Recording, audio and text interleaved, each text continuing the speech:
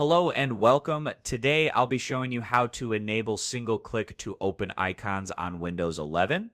By default, Windows 11 opens files and folders with a double click. However, if you prefer a quicker way to interact with your desktop or file explorer similar to how links work on the web, you can enable the single click feature.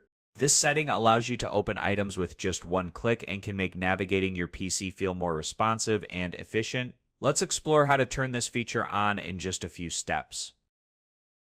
Open the search menu and type folder options or file explorer options.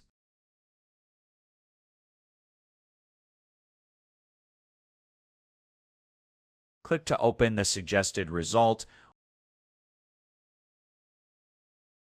In the window that appears under click items as follows, select single click to open an item. Below that, choose either underline icon titles only when I point at them, underline icon titles consistent with my browser. Then click OK to apply the changes. From now on, you'll only need to single click to open any file or folder.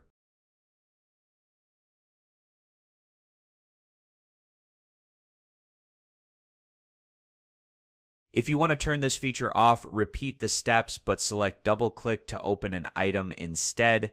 Then click Apply and OK, or you can click Restore Defaults to reset everything.